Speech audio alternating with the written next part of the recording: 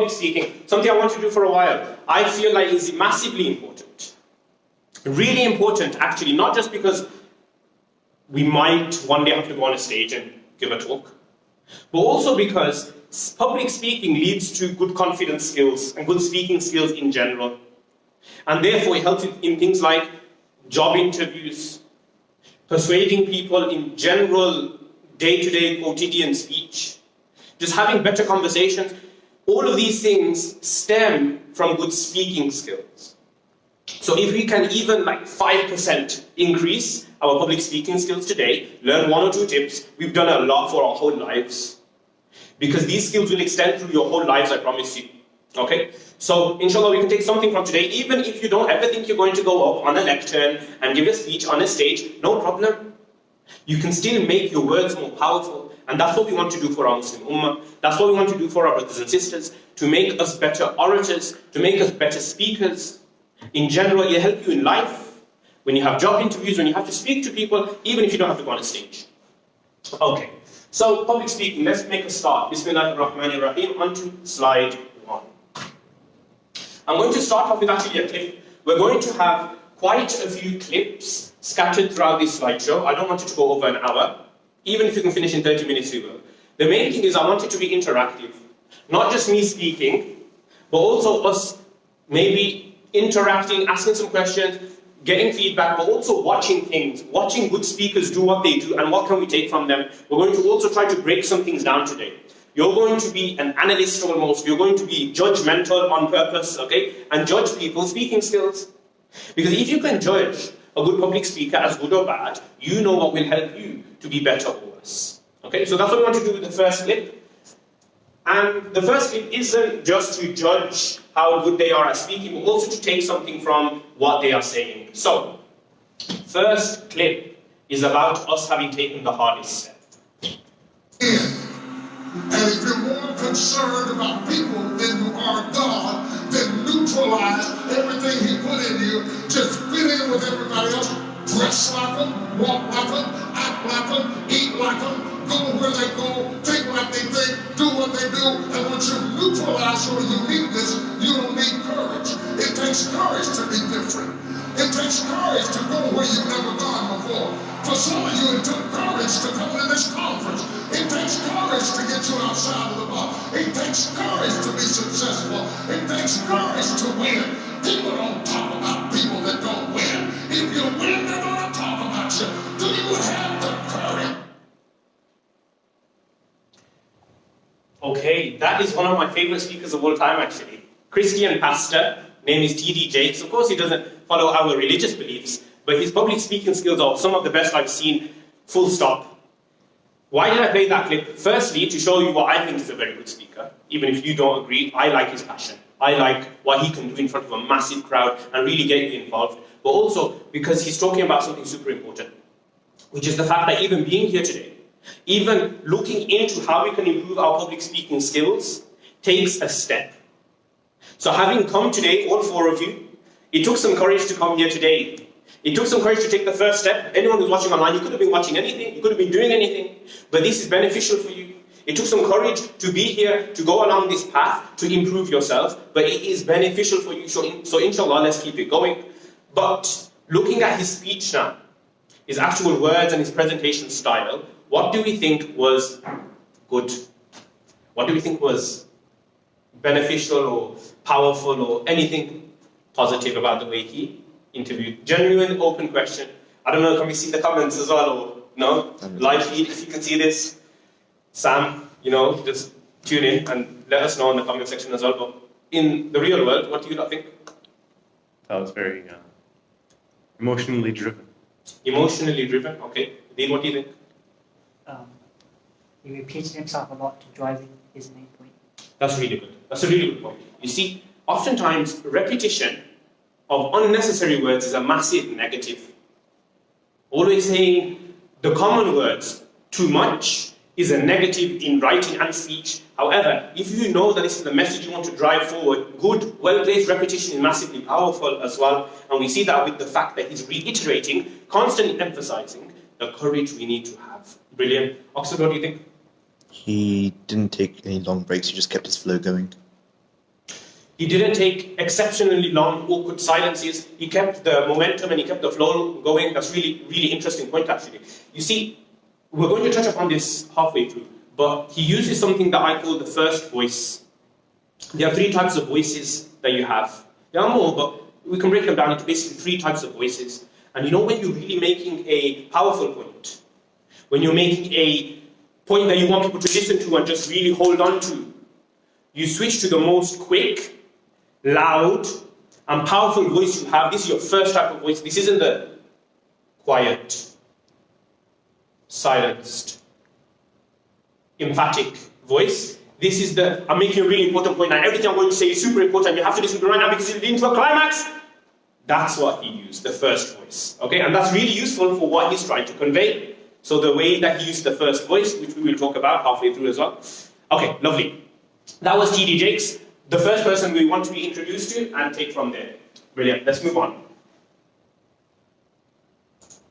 Okay.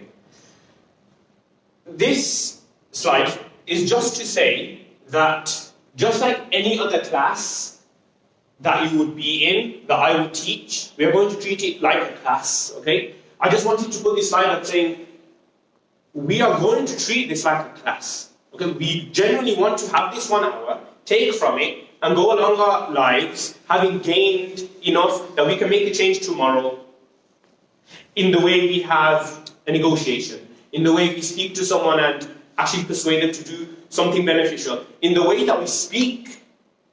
Just like any class, we need to take benefit from it from today. And I will question you, just like any class, like I would my normal students, even if you were in year 4, year 5. I will question you just like a normal class. So let's treat you like a normal class. Moving on. Now, we've touched upon why we go into public speaking. We've touched upon why we might want to learn about how it is that we can improve our skills. But the main thing that, if we were to summarize it, is that really it's just a nice skill to have. In every walk of life, you have to understand, my friends, every single walk of life is going to be useful to you. My teacher, Nancy Bruce, in college, she used to say, words are power. Words are power. Honestly, if you're someone who never speaks a peep, how much influence and effect are you really going to have on the world, in your community, even in your families and your friend circles? Speaking, and speaking well, is what makes a difference.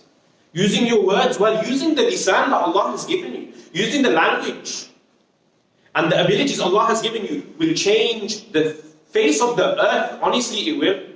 But only when you speak. Okay, it is a skill that we must have.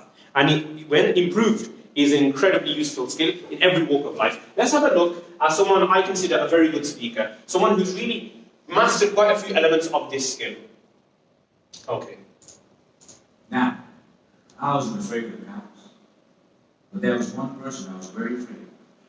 That was my mom. Raise your hand if you have an emotional mom. Let me see. Put them all together, you get my mom. I can hear her scream outside the police station. Even the cops were afraid. She came up to me, held the iron bars, looked into my eyes, and I saw a tear coming down her face. Now, I've seen my mama cry before.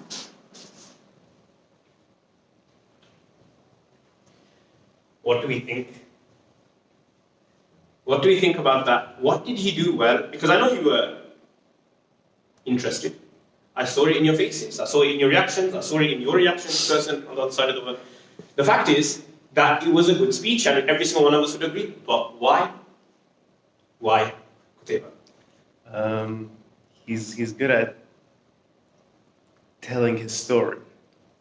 That's the overall thing that he's accomplished. But how? Good, but how? He brings the audience in and relates it to them. What do you mean? He asks them to bring out their experiences of their own mothers, and then he uses that in his own telling. Lovely. He used audience interaction, even with a massive audience. Okay, this is very specific to actually being on stage. But let's look at it for a second. Even being in a vast environment like that, with so many members, you can get every single one of them involved, by getting them even to raise their hand for some random question that you can include in any story that you have, in any interactive piece that you have. Get the audience involved. How often have you seen people in a really good talk sometimes just start nodding off, falling asleep? It happens even in the best speakers' speeches, but you can get your audience involved, and sometimes it's just a single hand raise in the middle or the beginning that will keep them tuned in, because it's a psychological thing. Once you've interacted in some way, shape or form, that interaction, your mind's telling you, I'm someone who is partaking, and I'm going to therefore be tuned on for the rest of the 60 minutes. Use your audience. You want them to be engaged, you're doing it for them. Use your audience. He got them involved right from the beginning. He really got them into the story. He injects them right into the story. They're comparing their own mothers to his mother now. What else did he do that was so useful as a speaker? We have a comment from the stream. Yes? He left room for the audience to take in the information. Lovely. Okay, thank you, comment from the stream. He left a pause so that the audience can actually comprehend and process what he was saying, for even briefly. Look, what people don't realize is the following. You know when you're really nervous and you think it's going to go wrong? What you end up doing is you go really fast. You maybe end up stuttering. This happens. What he did was successfully avoid Qutayba. What did he avoid with the ers and ums? Filler words. Filler words. Linguistic phenomenon known as filler words. Whenever we are hesitant, whenever we're shy, whenever we're not embarrassed, but kind of, I don't know the word. You're not sure what to say next. You use filler words, which are basically anything like this. However, he does the very opposite. In moments where he can create a silence, he uses a silence. And it's an incredibly well-placed silence, because a silence is a negative. You don't need to fill up all your silences. In fact, a well-placed silence is much more effective than you trying to go very, very fast and get things over and done with. If anything, it will keep them super engaged. And that's exactly what you want, especially with a story. Timing is everything. And if you really want them to process what you've been saying for the last minute, you need a 5-second pause sometimes. And that's what he does massively effectively. So effectively that I myself, I feel engaged even though I've heard it so many times before. Okay? Maybe one more thing, even two more things. There's two things I want to pick up here. What else did we notice about his style? Anyone? There's two things I'm going to tell you regardless. Do you think the stream? No? Okay. The two things that I really want you to notice, firstly, just off of what I think the stream said, or someone said, was the fact that he got the audience to interact. Oxford mentioned it. This was part of his humour. It was part of his what? Humour. Type it out. It's part of his humour, okay? It's part of his humour. This humour that he did, that he used, is so effective. It's like the hand raising. When you have an audience and you can make them laugh, even a giggle, even if it's a half-lame joke, but you injected your own type of humor into it at the beginning, they're going to be tuned in the whole way through, I can promise you that. You want to put some personality into it. You want to have a small laugh and include your own type of humor, and he does that. It is so effective to use even a small joke through your piece. It makes it so much more human. One thing my teacher always used to say to me, Mufti Tahir Patel, when I was in year 8, never thought it'd come into use, but now, at the age of 22, I find it's been useful for the last 5 years. He says, and he said, when you are old and you have to give talks, or you have to give a speech in any way, shape or form, whatever you do, and I was like 12 at this time, I thought this would never apply. He said, whatever you do when you're older and you have to give a speech, never, ever read from a piece of paper. He says, never use a script, because if you read from a piece of paper, you are not getting to the heart. Only when you use your own words are you going from heart to heart. You have to speak from your heart. You can have some ideas of what you're going to say. You can have the script in your mind roughly, but you need to have these tangents. You need to have your own room for personality. You cannot be rigid and scripted, especially and never, ever, ever. For the ones who haven't given many talks before and are thinking about their first, second, third times of giving a talk or a speech, never read from a piece of paper. You'd rather have half the content. You'd rather have a third of the content. I'd rather you give a 2-minute talk from the heart, then hear a 2-hour talk scripted. And you know you would as well. Think about it from your own perspective. Never read from a piece of paper, inject some personality into it, and just speak from the heart. What I do, personally, especially for 20-minute khutbah, so any 20-minute, 15 to 20-minute time frame, it works really well. 3 bullet points in your mind. Write them down beforehand if you have to. First bullet point is going to be this story that I'm going to say. Second bullet point might be I'm going to talk about this point. And the third bullet point is I might wrap it up with this. Anything. Just 3 bullet points. No one can forget 3 bullet points. If you really have to, keep it on your phone or keep it on a piece of paper.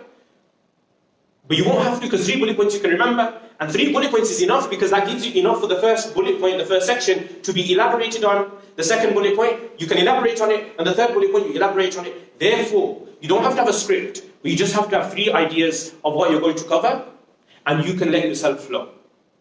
Okay? That wasn't exactly what we were covering here, but it's something I wanted to talk about. So, that was humor that we saw in his speech. The next and last thing that I wanted to mention was the way he uses the flow. He does use the flow incredibly well. Not only does he use the flow, he uses his arms. He uses his body. He uses everything around him. He uses the entire environment. My wife's there just making fun of the way I'm moving my hands now, so if I'm smiling, forgive me. The fact of the matter is, he's using the flow, okay? He's using the flow, and he gets up close and personal. He interacts with you. He interacts with people over here. He shows that he's dominating and he's owning the entire space around him, and he's not afraid to use it. This is so useful, because if I was just here like this, okay, I'm going to tell you about, and then this happened, and the next thing that happened was this, and also, if you want to make a change, then you need to just, do this. It doesn't work. You need to be confident enough to use the space around you, even if that means faking it. Completely fake it if you have to. Pretend you own the space. Completely make it up.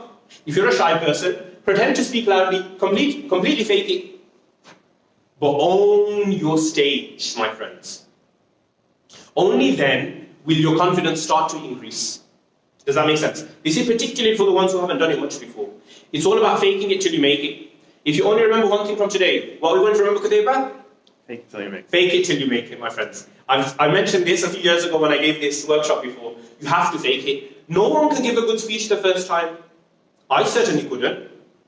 In my first speech, I said 96.999999997 of the earth is water, or something like this, and everyone was laughing at me afterwards. Why did you say so many decimal points? You should have just rounded it. No one has the perfect speech the first time round. You're going to make mistakes, but guess what? Faking confidence will build confidence, and I promise you that. But you cannot go in and not own the space around you. You cannot go in and not try to speak up. You cannot go in and be how you've been before. When you give a speech, you need to be confident, even if that means faking it. So fake it till you make it, my friends. And this is a brilliant example. He won the Toastmasters, I think, 2016, which we will talk about as we go on. But a brilliant speaker, nonetheless. Let's move on. So we have a question. Yes. How do you avoid silences? How do you avoid silences? You don't want to avoid silences necessarily. What I'm going to do, I'll quickly take this question and then we'll save all questions till the end, if that's okay. With silences, they can be so useful, actually. You don't want to avoid silences. This is your mind telling you that you're going to mess up. This is your mind telling you, oh no, klaxon, emergency red, danger, stay away from this, wrong. Tell your mind, be quiet. You don't know anything. Silences can be really useful indeed. See, I was just silent quite a bit throughout the last minute of what I was saying, just to make a point. You can use your silences. What you don't want to do, however, is use fillers to try to fill in the silences with noise. Look, when someone's giving a speech, you are more than happy to be an audience member and take it all in, because good silences are fine for you. It's the speaker who feels like the silence is a problem. But for the audience, it isn't.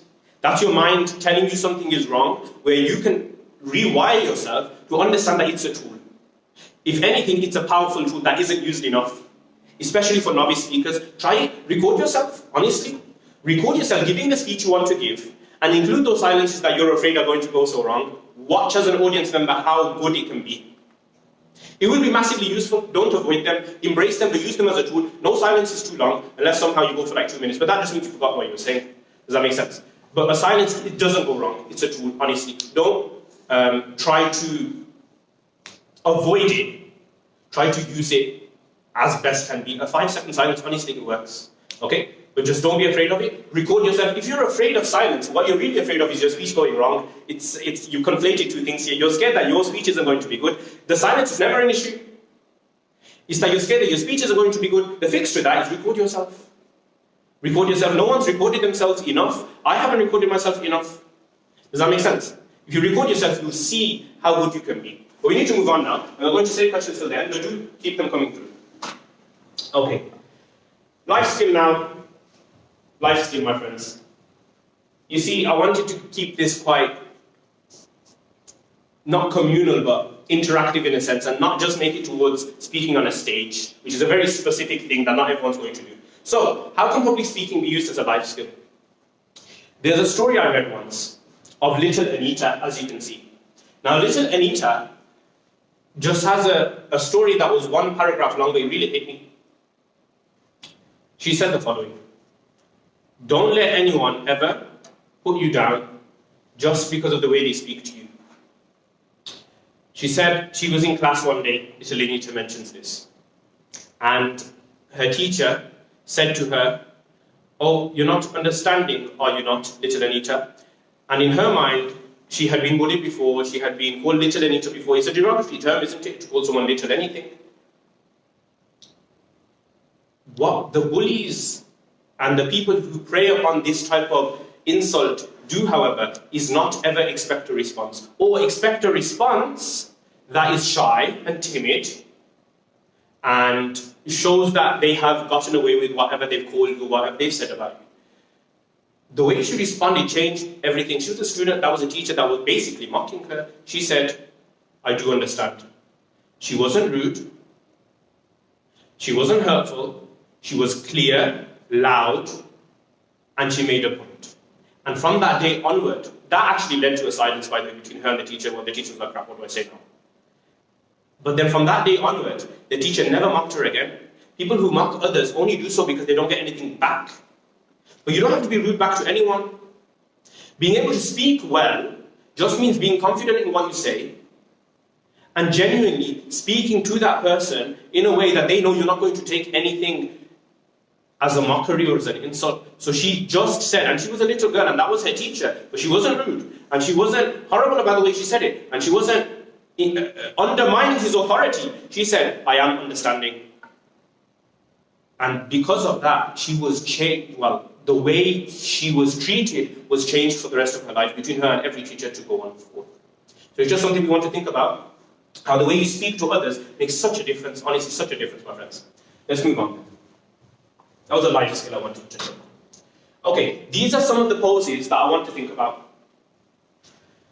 You see, when he owns the floor, he really owns the floor. If you look at the first picture, he's going about the whole stage. He's asking people to raise their hands, just like Oxford noticed.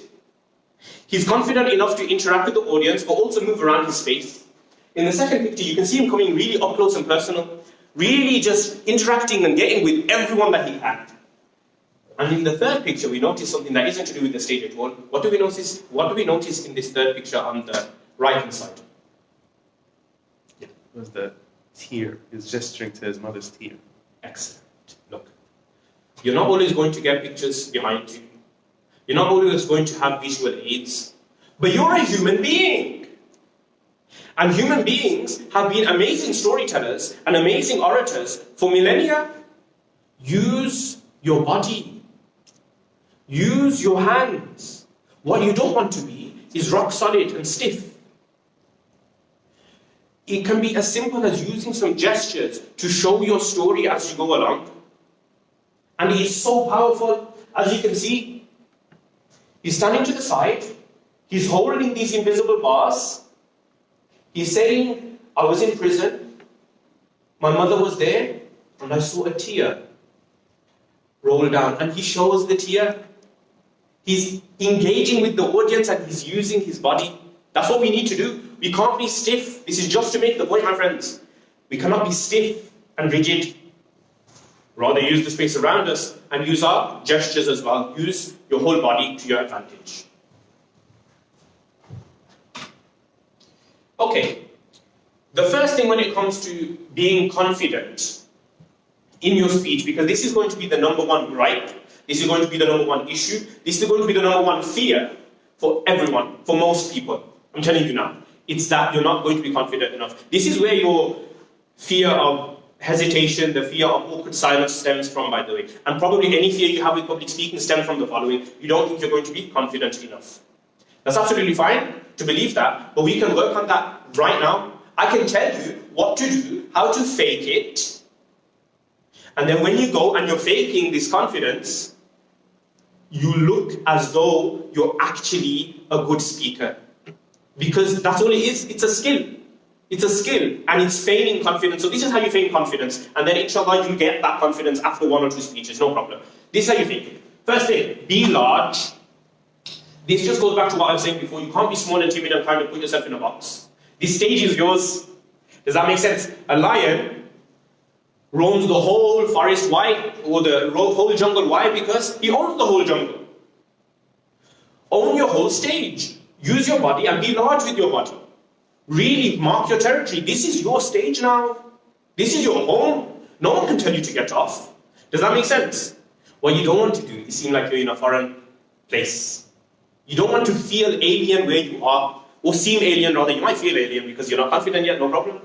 But you don't want to seem that way. So just pretend that you are comfortable where you are and use your whole body, be large. Does that make sense? One thing you only need to bear in mind is it's really affected by your foot stance. So if you keep yourself very tight, you're naturally telling your body, I'm scared. Psychologically, if you make yourself big, you're telling your mind and you're telling your body, okay, I feel confident. So start off with that then. Make yourself larger. Plant yourself larger and genuinely move around larger than you normally would. Does that make sense? Be large. Don't be afraid to move around. Okay, the next thing is kind of like a life skill as well. You see, when it comes to confidence, this isn't just for public speeches. Okay, this is a life skill as well, because you notice that the one person in every single group that everyone turns towards when a joke is being said, or they want confirmation on something, or they're in a friends group or a social circle, is generally the alpha, if you want to call them that, or the most dominant member of that group, the most confident member of that group. How do you be that confident person of the group? Well, the second thing you want to bear in mind is mastering every single meeting you come into. One way to master a meeting is to really feel, just like the last point, really feel like you're comfortable where you are and being large. Think about the shy people, like, exceptionally shy people and introverted people. Not that there's anything wrong with that, but a common trait of this type of person is that they will never be large with another person. They will never maybe touch for a handshake and really have that confidence and really move around and really own that space around them. So when it comes to a meeting, you don't want to just, let your hand be flopped around, right? You want to genuinely give a genuinely firm handshake, really show some love towards that person. Hold them back as you do. You'll see the most confident people in the world, they have a very specific way of meeting someone new. This is just one way of increasing your confidence and showing your confidence when you meet a new social circle. Does that make sense? And it makes a difference when it comes to speeches as well, because you'll go through your whole life. We mentioned mastering the space around us. Okay, voice. This is so important now. When it comes to voice, and when it comes to actually communicating with your audience, you cannot shy away. You cannot shy away at all. This is your one chance to do well. Does that make sense? You have to be able to raise your voice. Oftentimes you have a mic. What do you do now? One thing you don't want to do when you have a mic is that let it give you a false sense of ease. And I can talk super quietly now, and I can become monotone, and I can just talk like a normal conversation, and I can just be like this. You still want to use your voice and project yourself. There's more advanced levels to this, and there are different types of voices. But the first thing, if nothing else, just understand. Even if it takes a practice round with just you and your phone in your bedroom, use your voice, and you have to project yourself. Does that make sense? If you don't project yourself on that talk, on that speech, you're going to just have no one at all is going to get your message if you don't use your voice. It's a very sad reality. You might have the best message in the world, you might have the best kind of thing that you want to deliver, but if you're not presenting it in a nice package, no one's going to listen. Okay? You need to use that voice. It's your only medium. It is the only way you get into their hearts, remember. Okay? And this connects to using eye contact. And this connects to, feeling and seeing every single one of your audience. You cannot look down and just speak to the ground. Use your voice, yes, but use it to the ground, no. Does that make sense? Eye contact. Every single person here is your friend. You have to love them. You have to want them to be in the room. You have to feel as though they are the people you are wanting your message to go to, and therefore your voice will come out. Even if you have to fake it. You know your intention. Your intention is to get to their hearts. What you don't want to do is come to the end of your speech and have your intention completely ruined because you let your voice quiver. You let your voice go down and you just spoke like a normal conversation to the ground, got shy, and just your 60 minutes is over. Okay? So use your voice. Okay, being large. First thing, never cross your arms. Psychologically, crossing your arms is actually quite a negative thing, as we've seen. It shows that you're staying away from the conversation, you're not happy with what's being said. If you cross your arms, you can show negative emotion oftentimes, or reclusion, or all these negative things. You don't want to cross your arms. It shows that you're keeping yourself to yourself. Does that make sense? It's not the openness you want to see. One tip, bear it always in mind, never cross your arms. Next tip. To lean or not to lean, that is the question. Okay. This is only because I've seen it become more common, actually, over the last year or so. I don't know where it's come from, this new phenomenon. People are leaning oftentimes. We'll discuss, do we think it's a good idea or not, at the end. But think about it. Just think about it yourself. If you had to imagine another speaker, and in the middle of their speech they're leaning in any way, how would you feel as an audience member? Just think about that for a second.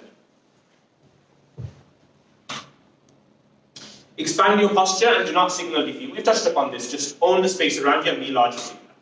Okay, now, George Clooney is actually, from what I've seen from my research for this workshop, one of the best social speakers there is. When it comes to being in any talk show, you won't find someone that's better to learn from, just confidence and general feeling of ease, right, than George Clooney. So let's have a look at what makes him so effortless in the way he interacts with everyone that he comes across. Because that's what it is, it's confidence that we're chasing. Let's have a look at how George Clooney does it. First, have a look at this clip of a young Daniel Radcliffe making an entrance on stage.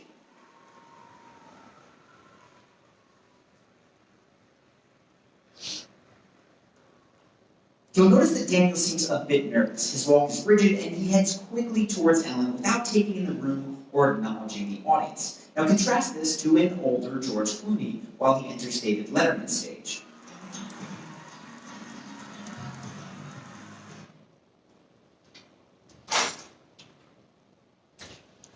What do we think? What was it? What's the difference there? What differentiates these two? Because they're both brilliant actors, sure. They play completely different roles. What makes their actual talk shows, when they have to go in front of audiences, not in a movie, what makes their approaches so different? What makes George Clooney better than Daniel Radcliffe here? Oxford. I felt like when George came on stage, he made the audience the primary target of his attention. And then it's like, oh, there's a host, I need to go greet him. Excellent. You see, when Daniel Radcliffe came in, you could tell he was shy. Okay, fair enough, you're shy. But you have to fake that you're not shy. See, the 100 eyes on you, the 1,000 eyes on you are not it's not the person, the talk show host, the person in the middle of the stage. It is your audience. You have to connect to your audience, my friends, no one else. Make your audience happy, no one else. And you'll be absolutely fine. Take your time. Take your time. Greet them. Say hello to them. Make them feel wanted. Make them feel loved. He does that incredibly well. What else? What else was it? Yes, definitely he took his time with the audience. He made eye contact with every single one of them, made them feel as though they were, they were his friends, if you will. What else does he do? Different to Daniel Radcliffe. Kuleba? Daniel Radcliffe is a little bit, he's very rigid and stiff.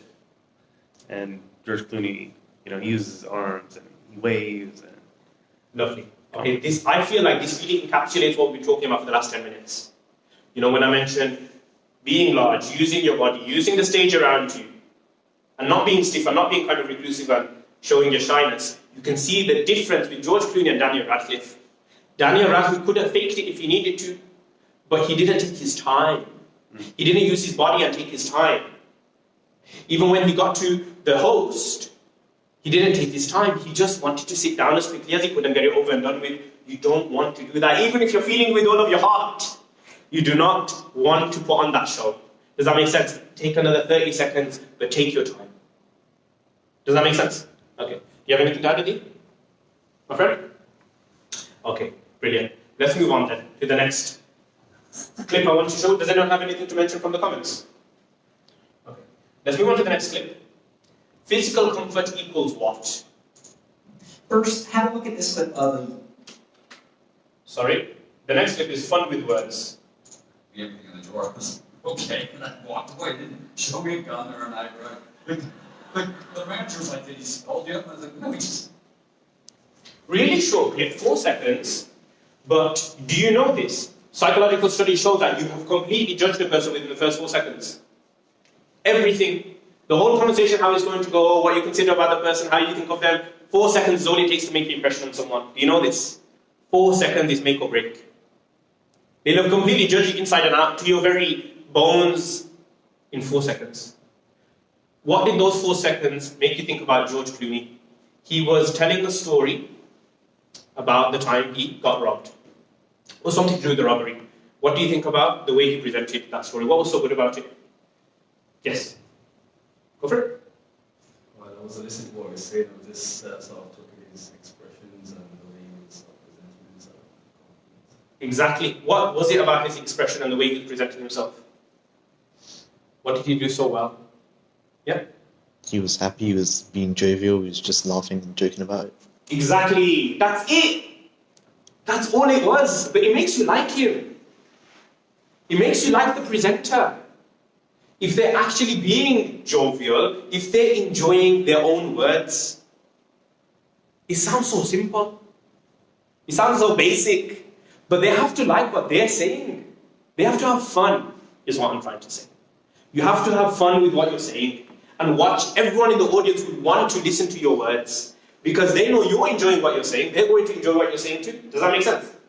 It's quite subtle, but if you love what you're saying, if you're enjoying what you're saying, if you're laughing at your own silly story of your mom getting, they're going to laugh too. Does that make sense? You have to think about this point, and I really want you to take it home.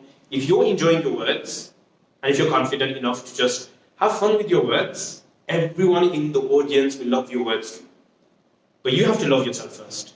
I know this isn't a cliche kind of self-help remedy. I know it's coronavirus season and everyone's kind of, but you know, that wasn't the intention, but you do have to love yourself first. And if you do, your public speeches, your general speeches, your friend circles, everything, it will take on a drastic change. Does that make sense? Even if they don't like you, so what? You have to like your own words. Imagine, half a second, imagine this. You're in a talk, you're in a speech. The jokes are lame, right? The humor isn't that good, but they love what they're saying and they're enjoying their speech. Isn't that so much better than someone who, even if they might be a really funny person, when they go onto the stage, they are not having fun with their words. And they're not just being themselves. Who would you rather listen to? Adil? The guy that loves himself. The guy that genuinely is enjoying his own speech. Does that make sense? Be that guy and be that girl, inshallah. Okay, let's move on to the next part. 3 voices, okay. We mentioned this at the beginning. I'll touch upon it now. There are essentially 3 voices that you need to know about when it comes to giving a speech. The first voice is almost a combative voice. It can go very wrong if you're not giving a talk. This voice almost hinges on the aggressive, if you will. It's very fast. It's very powerful. And it gets faster, actually. It's a bit like this. The amount of people in this world who are driving cars, that are giving out exhaust fumes, are now the reason that we are now living in a world where since 1950 the asthma rates have gone up. That's the first voice. As you can see, it's very useful when you're making a very powerful point. But it can go wrong if you're just having a conversation with your brother and then it leads to a fist fight, right? Because it's combative as well. It's definitely making an aggressive point. Does that make sense? But it's very useful. You want to be fast for this. This is the first voice. You want to be fast, quick, you want to be loud. Understand the negatives of this in a social setting, but on a stage, you need to use this throughout. Does that make sense? You need to have this in your speeches, this first voice. The second voice is this slower, nighttime DJ FM voice that makes incredibly important points. What it does in a social setting, however, is that it can actually calm the other person down. They use this in negotiation. The FBI use these three voices very effectively in negotiation. The first voice, as you can imagine what you can do, right? It can be very negative in a negotiation scene. It can make the other side very aggressive. But the second voice, especially in social settings, this is where you want to use this, will calm another angry person, the other side down. We just need to calm down and take it one step at a time.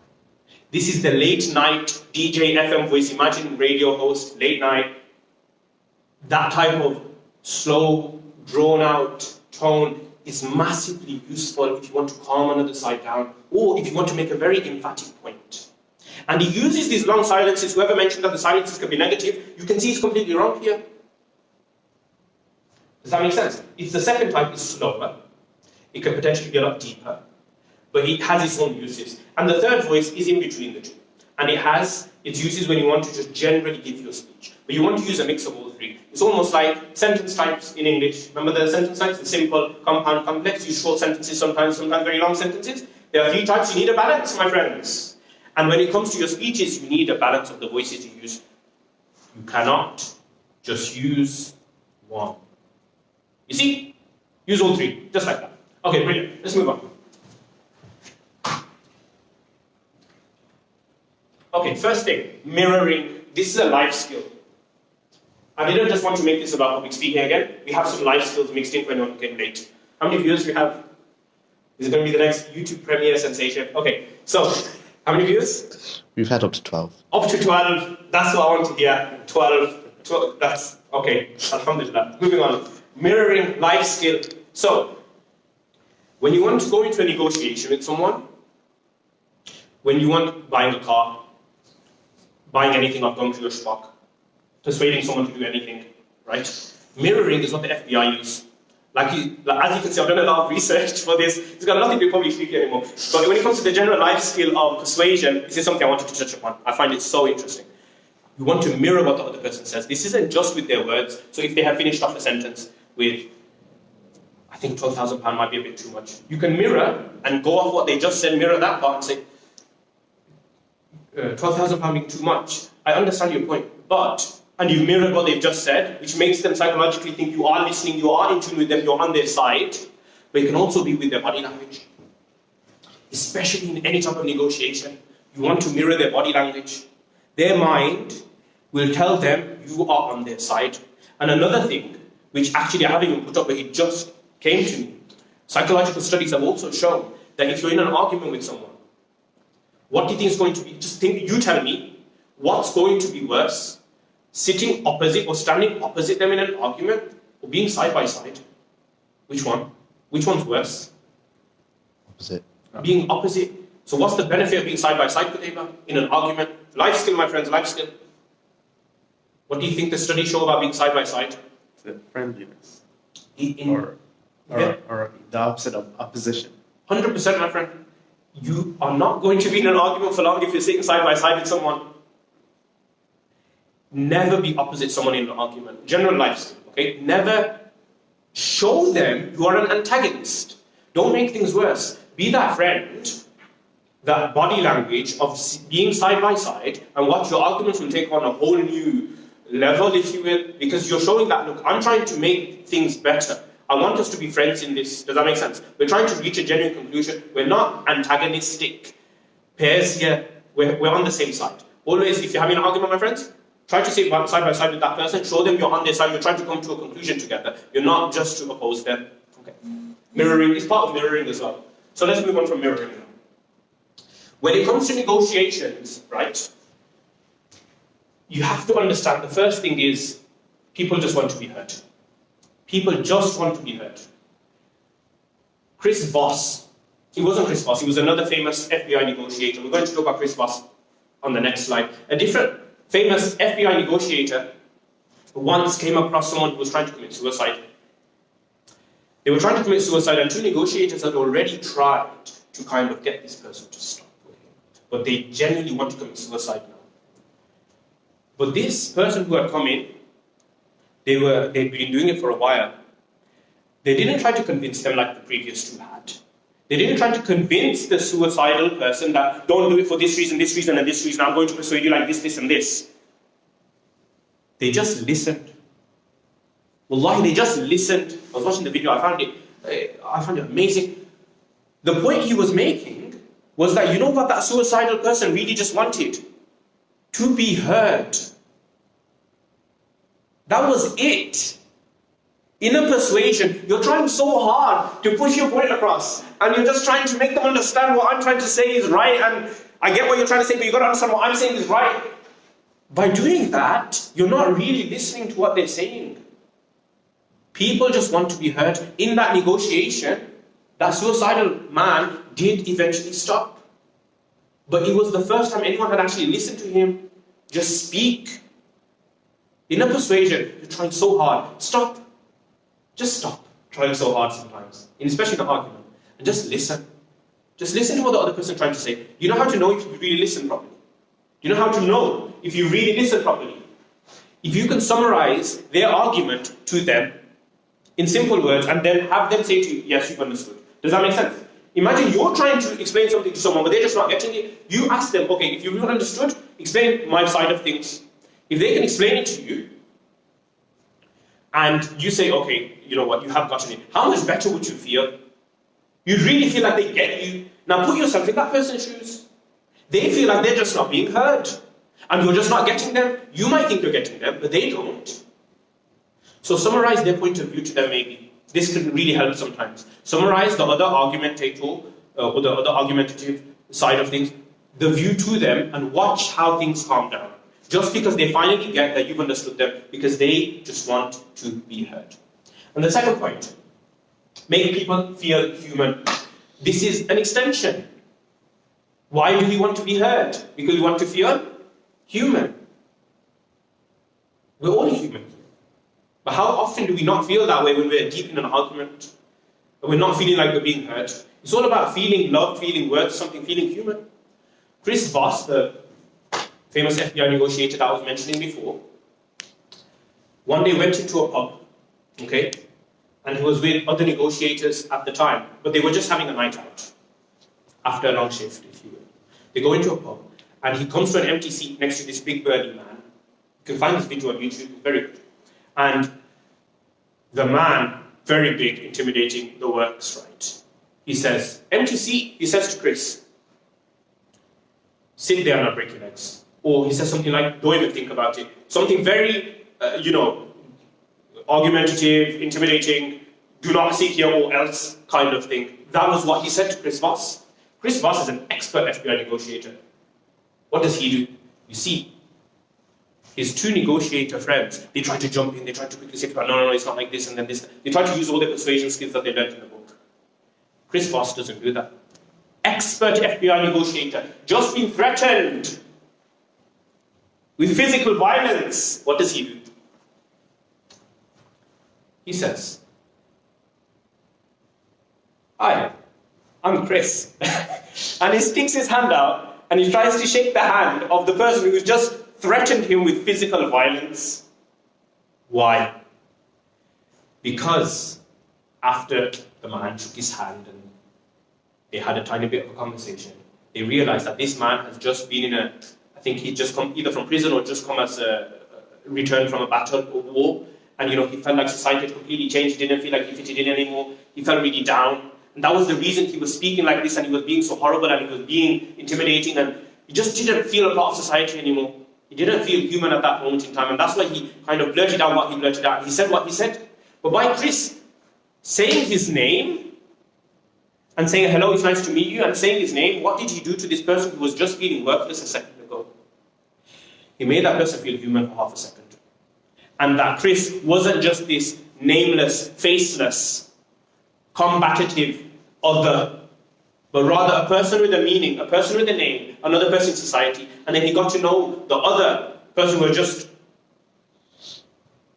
not insulted, but threatened him, got to know his name, and he just made him feel human again. Okay? Life skill that I just wanted to touch upon, and really useful thing for our futures as well. Okay, when you start your speech, what do we want to bear in mind? First thing, you can start off in many ways. First thing, actually, is that your voice is correct. Okay, make sure you can sort your voice out. But words, what words do we want to start with? Yes? Content. You can start with a question. And a good rhetorical question will get the audience thinking. Okay, you can start with a question. And a question is a really good way to start off sometimes. Get the audience interacting, right? Or you can start off with a story. And a story is a really nice way of starting off. I love speeches that start off with a good story. It really gets me involved. It really gets me understanding the personality of the speaker as well. However, the main thing is you don't want to use fillers in either one of these two story starters or question starters. Don't use your fillers. Don't say don't say ah.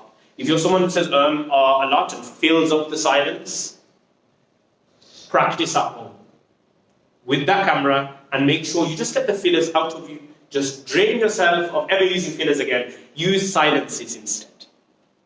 When you're thinking of what to say next, use silences instead. Just like that. Okay, so you have questions, you have stories. You can also start with a bizarre, interesting fact. This one speaks for itself, okay? Or you can start with a very loud entrance. This will very much be remembered. I mentioned this because do you remember in 2016, 2017 when we had our first workshop? Yes? There was this brother who was incredibly quiet and he hadn't spoken or said anything for what seemed like the whole time we had known him. And he says, I want to give a speech next workshop. I want to have a go.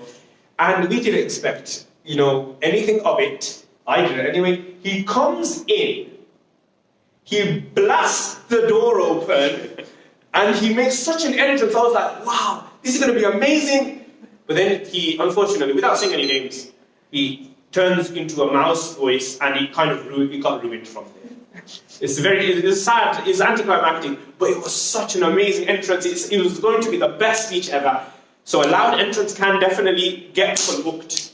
But you don't want to ruin that by just, and now today my speech is going to be about this. Does that make sense? Don't ruin it, but this is a brilliant way to start. Absolutely spectacular. Okay, let's move on now. You started your speech. Can you start with Bismillah?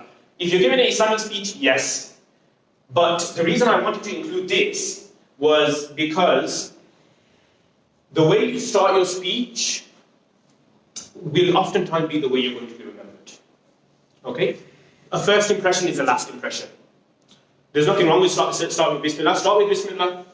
But always think about, as far as the larger picture is concerned, whatever you start off with is what they're going to judge you in the first 4 seconds with as well. Okay? For Islamic speeches, of course, go for it.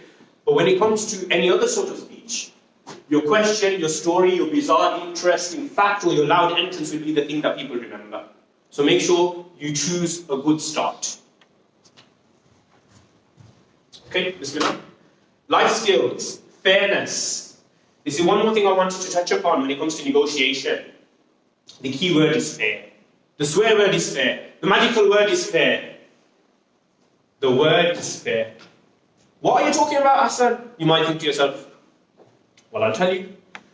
The word fair is so powerful, so absolutely powerful, that it has gotten people, and I've read up on this massively, it has gotten car sales from $22,000 down to $15,800, when 22 was the actual minimum that the public were meant to ever be sold to. Why and how? Because the key word is fair. Chris Voss talks about this, negotiators speak about this, car salesmen, everyone in the world understands that they just want to be fair. You want to be fair to others, don't you? You think you're a fair person, don't you? So if anyone ever says something to you like, I'm trying to be fair here in a negotiation, what does your mind tell you? Oh, they're trying to be fair. Am I being a bit unfair? I'm not an unfair person. Okay, I'll lower my offer. I'll change what I'm saying. I don't want to be an unfair person. I wasn't raised that way. No one wants to be unfair. So when someone chucks in this buzzword, I'm just trying to be fair, or anything like this, you will naturally be affected. Therefore what? You use the word fair. You use this word whenever you have a negotiation, whenever you're trying to get your way, just make the other side feel as though their ability to be fair is being impeded. Make them feel like they're maybe not being as fair as can be, because that will change your negotiation completely. So, how did that work with the car sale? It's called tactical empathy. You want to show empathy, but in a tactical way. You want to show that they're human, you want to show that they have emotions, and they're on your side, and that they're fair, but in a tactical way. It's called tactical empathy. The customer went to the dealership. It was started at £25,000, but they had a deal on for 22. He said, I understand you are selling the Toyota Camry. So the salesman said, yes, Toyota Camry, £22,000, best we can do. He says, that's incredibly generous. Think about what he says. Okay? He says, the customer says, that's incredibly generous. What has he done first? I'm going to break it down as we go, rather than give you all in one word there. What has he done by saying that? He's complimented the salesman. He has complimented the salesman. He has showed empathy. Okay? He has shown that the other person being fair. This is working in reverse to what I just told you that makes them feel like they're being unfair. What he's done is called tactical empathy. He put them on their side. They're on the same side now. They're not against each other, trying to get lower and lower. They're on the same side now. That is a very generous offer. It makes him know that he's being fair and he's a good person and they're both working towards a common goal. And he says, but I can't really do that. Now this person isn't your enemy anymore. They're your friend and you want to get them a better offer. You want to get them that car at the price they can do. So what does he do? He goes to the back. He does whatever he has to do. He comes back and he says, okay, look, £19,000, $19,000. He says, again, that's such a really generous offer, but I just can't do that. He goes to the back again, does whatever he can, maybe speaks to the manager, comes back and does that 2 more times, $15,800. He cannot go lower than that. They are going to make a loss at that point. They were going to sell to the rest of the public for 22. But he dropped it like that by showing tactical empathy, putting yourself on the same side as that person. This is all to do with fairness, making the other side feel like you're part of the same team, working towards a common goal. Because think about it this way. When you're selling something to a friend, or giving something to a friend, or helping a friend out, don't you try to go as low as possible? Don't you try to help them in as much of a capacity as you can? That's what happened when that person used tactical empathy.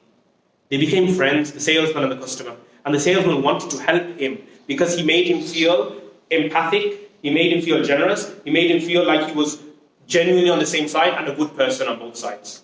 The other option you have is to make them feel like they're not being fair, but you can use that how you wish, either one of the two. Let's wrap it up because I know we are out of time, even though there was much more to cover. Use your voice correctly. By the way, I don't, unfortunately, get the chance to go over presentation skills, actual presentation, PowerPoint skills. But if I had to summarize PowerPoint skills to you, just verbally, it would be the following. Never have multiple bullet points up. Okay? And definitely don't have paragraphs up. Why? Because they're so bombarded with stuff that the interest isn't in you anymore moving around. How are you going to read a story here and pay attention to what's being said here? You can't. First PowerPoint skill, minimal text, and definitely don't have multiple bullet points up. Does that make sense? Have a visual aid, some sort of image, no problem. But don't make it overly large, especially with text or visual aids. Don't make things overly large. You want to be the biggest thing there is. Think about when you're talking to someone in a room, and then the TV goes off, TV turns on, or something moves on the TV screen. You can't help but to look. Why? You are naturally wired. Your eyes will go on the biggest or moving or largest contrasting thing in the room. If this is larger than me, if there's a whole image, moving image as well, larger than me, your PowerPoint is going to take everything away from you. It's meant to help you, not take away from you. Okay? And one more thing for PowerPoints that you need to bear in mind is that they are magical numbers. You cannot have more than 6 bullet points up. And if possible, try to just have them one at a time. Does that make sense? Don't have 6 things up all in one go, unless you're going to step back for 5 seconds and let them read. Just don't have that whole bombardment issue with so much text or so much going on and large things going on. I'm going to put a piece, a little clip in the homework section, which you all have homework by the way, especially you, Sam. That's going to come on the last slide. So I want you to have a look at that. There's a video on how to make an excellent presentation. Okay, so the first thing is voice. Voice. Last time I'm going to talk about voice, so let's have a little analogy. Imagine that lecturer that we all know, we've all had one. They are so smart, they are so clever, but they can't speak for the life of them. Their content is wasted. It's so sad. They know so much. They could have helped the world and beyond. But because they don't speak well, it's all gone to nothing. And you know people like this. You thought of it yourselves. That lecturer knows so much. That lecturer is so clever. But I get so bored I don't listen to anything. Don't be that person then. If they exist and we've all seen them, don't be that person. You'd rather have a third of that knowledge, but remember it. So don't make your lectures, your speeches, your anything about information. It's what you say, not how. It's not what you say. This is the key phrase. It's not what you say. It's how you say it. It's not what you say, it's How you say it. how you say it. Never think about the content as much as your presentation. So have good voice, firstly. Number 2, speed. You need to have slow times. And you need to be fast when you're making a really important point, and people just need to understand that. You need to have that speed sometimes too. Does that make sense? Speed, slow and fast, mix it throughout. Fillers, your number 1 enemy. There is a Jocko Willick video. Have a look at him. He doesn't use fillers at all. Okay? And there is one particular video that I did want to show where he doesn't use any fillers at all, but we don't have time. Jocko Willick is a really good person to watch to really get rid of your fillers and just take on board this confidence that you want in your speech. Not feeling hesitant. Hand gestures. Okay, I'm not going to come back to explain this one. You want to show that you own the stage around you and you want to use your body as you go. We discussed this earlier. Dominate the floor, be relaxed, spread yourself out and be confident. If you have space, you need to use it. Imagine if I was just standing here the whole way and somehow this was moving behind me and it wouldn't be the same. So don't be that person that just is fixated on one spot and gives your whole speech there. Use the space around you, own the space around you, and your speech will reach new heights. Shoulder width apart if you're standing still, and have eye contact with every single person around you. On the floor, fake it till you make it, my friends. Just pretend and it will come. And that is everything. This is your homework. For PowerPoints, there's a brilliant TED video. For negotiation, read the book by Chris Voss, Never Split the Difference. Really good video. And for body language and tonality, there's a Toastmasters series on YouTube. Have a look at any one of the one video will be enough. Remember the person I showed you at the beginning? Not TD Jakes, right after TD Jakes when we had the hand gestures and we had the mother and the interactions. This was a Toastmasters winner, I think 2013 or 2016, I cannot remember which, but Toastmasters is a really good way of getting your body language and your gestures on point. And with that, I will end. Inshallah, al-Ali al-Aziz. Assalamu alaikum wa rahmatullahi wa barakatuh. No questions. Want to do questions, right? No questions. Yeah, we'll do questions. Islam. There aren't any questions here, though. Oh, that's fine. There's no question. We can have questions for the people who are in the room. Yeah? There was a slide that you switched to, and then somebody asked the question, and then after you answered it, you moved to the next one. You remember roughly where? Yeah, it's in the beginning. It's called Deconstructed Thoughts. Yeah, so that was actually just let's deconstruct what he did well and what he didn't do well. Oh, okay. So I thought I've already done that without being on the slide, so we skipped it. We can still do it if you want, but I don't think we need to anymore. No, that's fine. So the second thing is the mirroring thing. Yes. What if the other person knows about the mirroring thing and he tries to... And then he loves you even more for trying, right? And then he's just smart, isn't he? But for the mind, I've never heard of that happening before, and most likely they can't know for sure that you're doing that. Just tell them you're not right. No, I'm only kidding. People won't really realize. If they do, then alhamdulillah, they'll probably just laugh at you or really trying so hard. I don't think that would be an issue. Yeah. Any more questions, my friends? No? Oxygen? Adil? My friend, what's your name, brother? Z. Z. Yeah. Any questions? Why are you leaning on that desk? I'm in a friendly environment now. The camera's off. Still on. Okay, actually, that's a good question now. Let's move to that discussion that we never got to have. Is this recording? How dare you, Z? This is all your fault. Okay, let's move on to the last thing then. Should we lean or should we not lean? What's the benefits and what's the negatives? Who can tell me? That's an example, actually. That was a good example. Yes. So leaning could be a sign that you're comfortable in the situation. Yeah. And in a negative way, it seems like you're not taking this too seriously. So Yeah. that's the two sides. Yes. Exactly. A really confident person, even if they're surrounded by lots of alphas, and they're leaning, and they're telling you about how they're going to do things, that's a sign of control. Leaning can show dominance and it can show confidence.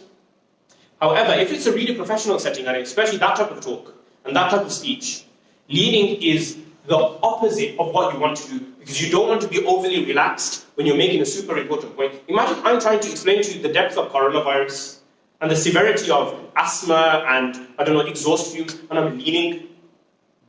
Do you see how it can be massively useful and it can be massively detrimental? It depends on the speech. So now, once I thought the camera was off and we didn't have a whole 12 viewers across the globe watching it, right? It was just us four as friends again. Does that make sense? And I was leaning a little bit because I felt very comfortable. And it was a really intimate little conversation we were having. However, if it was to an international audience, you do not want to do that. Especially when loads of people in the audience, you don't want to seem nonchalant. Does that make sense? So it's a double-edged sword. It's a knife. It can be used very powerfully or it can go very wrong, depending on how you use it. Does that make sense? Okay. Any more questions? No? What about Sam? And no? They just said Jazakallah khair. Oh, Jazakallah khair. That's Assalamu very alaikum, everyone. nice. Turn it off now.